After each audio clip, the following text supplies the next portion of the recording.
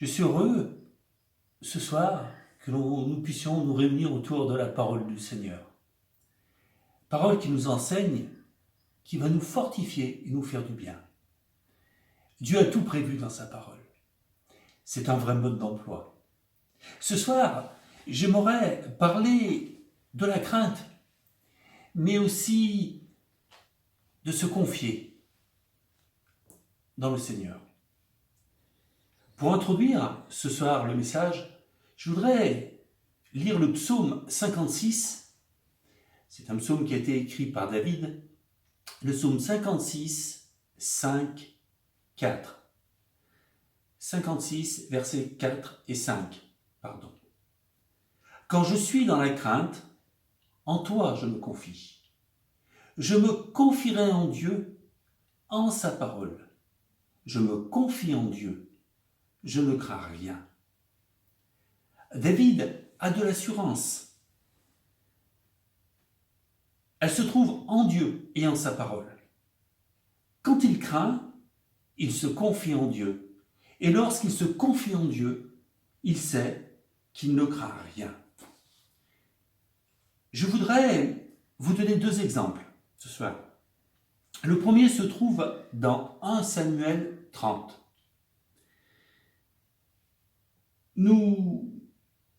Je vais revenir un petit peu en arrière pour situer un petit peu ce moment. David fuit devant Saül, roi d'Israël, et Saül le persécute.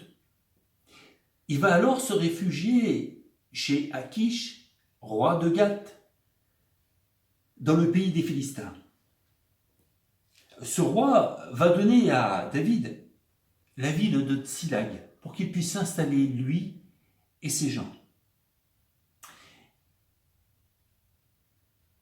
Il va y avoir une guerre entre les Philistins et Israël.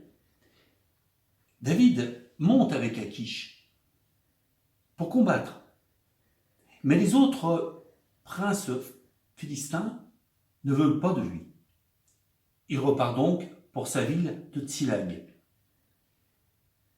Mais lorsqu'il va la retrouver, elle va être brûlée. Les femmes, les enfants ainsi que tous leurs biens ont été dérobés par les Amalécites qui ont fait un raid sur la ville.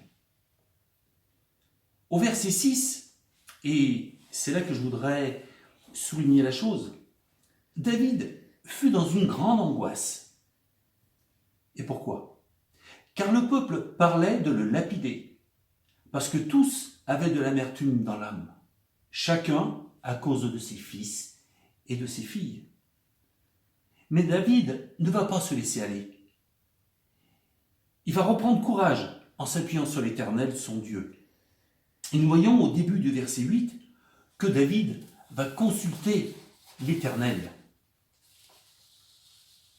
Et Dieu va lui permettre de battre les Amalécites et de récupérer les femmes, les enfants, ainsi que tout ce que les Amalécites avaient emmené. Le deuxième exemple se trouve dans 2 Corinthiens 20. Il y a 3 peuples qui vont s'unir pour faire la guerre à Israël. Josaphat est roi d'Israël à ce moment-là. Et on voit qu'au verset 3, il est dans la crainte. Il est dit que dans sa frayeur, Josaphat se disposa à chercher l'Éternel. Il va aussi inviter tout Juda à jeûner et à chercher l'Éternel. Dieu va entendre la prière. Il va les rassurer et c'est même lui qui va combattre pour Israël. Ces 3 peuples vont s'entretuer et la victoire fut donnée à Josaphat et à Israël. David et Josaphat, dans des situations différentes, ont eu peur. Ils avaient de la crainte, de l'angoisse, mais ils se sont confiés en Dieu et Dieu a répondu. Il a honoré la foi de David et de Josaphat. Ces exemples nous encouragent à nous appuyer sur Dieu. Parce que la crainte, peut venir de différentes choses. La maladie, l'infirmité, une pandémie, comme aujourd'hui, les oppositions, le rejet, la moquerie, l'incompréhension vis-à-vis de notre foi, et même jusqu'à l'extrême, la persécution. Il y a bien d'autres raisons aussi d'avoir peur, la liste est longue. Mais ne sommes-nous pas des enfants de Dieu?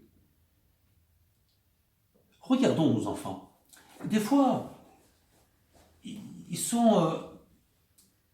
nous montrent l'exemple. Lorsqu'un enfant est dans une situation où, avec une personne inconnue, quelque chose qui lui fait peur, qu'il ne comprend pas, il va se réfugier dans les bras de son père ou de sa mère. Il sait qu'il sera protégé, rassuré et encouragé. La peur fait partie de l'être humain. Même les disciples, nous voyons dans le Nouveau Testament que dans le jardin de Gethsémani, lorsque ils vont venir pour arrêter Jésus, eh bien, tous vont l'abandonner. Ils ont peur, ils fuient. Paul nous encourage dans Philippiens 4, 6 et 7, dans Philippiens chapitre 4, versets 6 et 7, il nous dit « Ne vous inquiétez de rien, mais en toute chose, faites connaître vos besoins par des prières et des supplications avec des actions de grâce. » Nous avons un Dieu tout-puissant. Nous avons sa parole. Nous avons des exemples dans les Écritures. La peur existe, elle est là. Elle peut être diverse et variée, de plus ou moins grande intensité. Mais la parole, les Écritures nous montrent que c'est en Dieu qu'est notre appui, qu'est notre secours. Je conclurai par 2 versets. Dans le psaume 45, 20, il est écrit « L'Éternel garde ceux qu'il aime ». Et dans Ésaïe 41, 10, il est écrit « Ne crains rien, car je suis avec toi. Ne promène pas des regards inquiets, car je suis ton Dieu. Je te fortifie, je viens à ton secours. Je te soutiens de ma droite triomphante. » Si la peur fait partie de notre vie, elle ne doit pas nous tétaniser, nous bloquer, arrêter toute marche avec le Seigneur. Soyons comme des enfants. Cherchons la face de Dieu, la face du Seigneur, son secours. En cela, nous ferons preuve de sagesse et de confiance en lui, que ce soit d'une manière personnelle ou d'unité collective. Voilà une petite pensée qui était sur mon cœur. Et je voudrais qu'elle vous encourage. Devant les difficultés qu'il peut y avoir, les peurs qu'elle peut occasionner, d'avoir les regards portés sur les promesses du Seigneur, sur le but à atteindre. Comme disait Paul, je cours vers le but. Alors que le Seigneur vous encourage, vous fortifie et nous aide ensemble à aller de l'avant avec le Seigneur. Que le Seigneur vous bénisse, vous encourage et vous fortifie, je le répète encore une fois. Prenons un petit instant pour prier. Seigneur, nous voulons te remercier. Tu nous montres que chaque jour tu es présent avec nous et que tu prends soin de nous. Il est vrai que nous pouvons avoir peur, mais nous voulons déposer tout cela à tes pieds, car c'est en toi que notre force, notre secours, et nous te remercions de cette grâce que tu nous fais. Merci Seigneur, de nous accompagner les uns les autres. Et dans ces temps, Seigneur mon Dieu, de déconfinement, à savoir être sage. Merci Seigneur mon Dieu d'accompagner chacun de tes enfants et de nous garder. Sois béni Seigneur. Amen. Que le Seigneur vous accompagne. Amen.